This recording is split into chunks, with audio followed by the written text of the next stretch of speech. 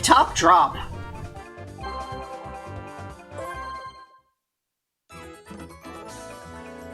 The one player swings on the swing and drops balls on the others. The others have to dodge them while on a tightrope. You can drop balls and you can toss the balls up so that they have different timing. And the others are just moving and they've got to jump. The solo player uses thing to drop balls. The movement of the other three players is very slow, so they gotta watch carefully for the balls that are falling down. Yeah, you either drop balls or you throw up. So you see here, he's just swinging back and forth, and you press A to just make a ball fall directly, you press B to toss it up slightly so that it has a different timing. The players down there need to move back and forth to avoid the things. Seems like, very difficult for the three. A bit. You have a jump, which the only reason to do a jump is if you needed to, like, jump over one of the other players, which you shouldn't ever bother trying to do.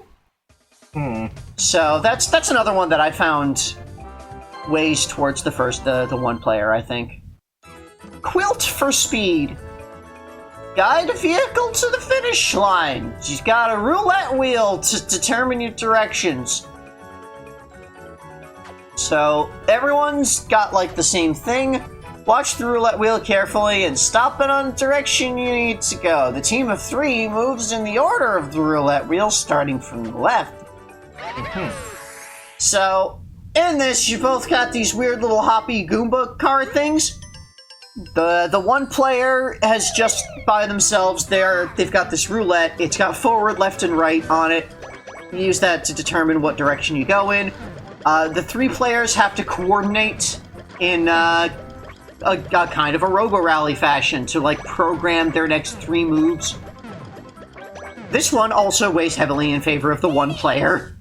Yeah, because you don't have to wait on everybody to mess up. Yeah.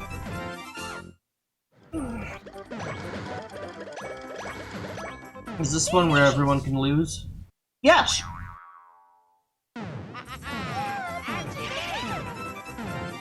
Because if you just sit there for too many minutes, then, you know, it's just... No, you've all lost. You're all kicked out of your spring Goomba car thing. Goomba or Paragoomba? Tube it or lose it. Oh, well, tube it. What? You're in inner tubes, and the one player is just spiked on inner tube. That doesn't make sense. And you're trying to pop the inner tubes of the other three players. Everybody's got the same controls, move left and right, A to accelerate and B to brake. You're going down this slope. This ski slope thing. Yeah. It's really not an inner tube at all. It's a Koopa shell. Yeah. Yeah. So you go around. There's these rocks and stumps and things that you can hit and smack, and yeah, you try to make your way towards the others. When you hit one of these jumps, you have no air control, so you just go whatever direction you were flying. If you pop all three of the opponents, then the one player wins.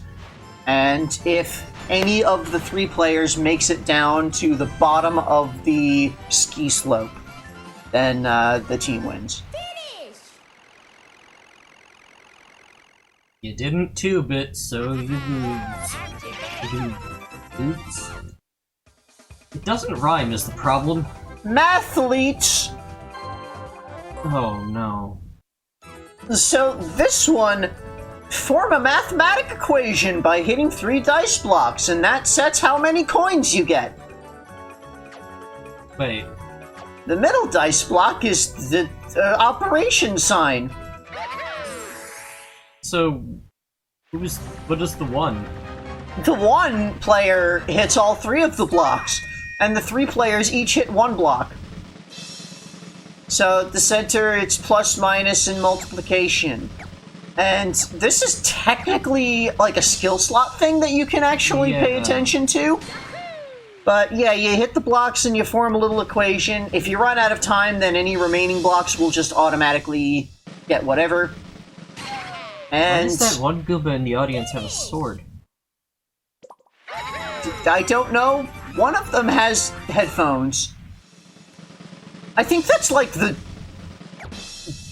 No, because they don't have like the battle mode Goomba here. Anyway, it's possible for you to get 0, and if everyone gets 0, then everyone's sad. Good. Also, it's not possible to get negative. 0 is the lowest that it'll go. Fight cards! Them's fighting cards.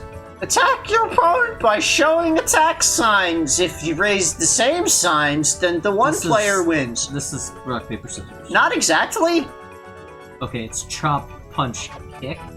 So, you're trying to, as the one player, you want to match the thing that the other players give. So it's not like punch beats kick or kick beats chop or anything like that. It's just, if both players show the same card, then the team player loses. Do you see here? They showed the kick, so that the players that had the kick are knocked out. And it goes for 5 rounds. And That's kind of weird. if any of the team 3 players makes it to the end of the 5th round, then the team wins. And this is another one that you can just put the controller down and let it play itself, because when time runs out, it'll pick one at random. Curvy Curbs.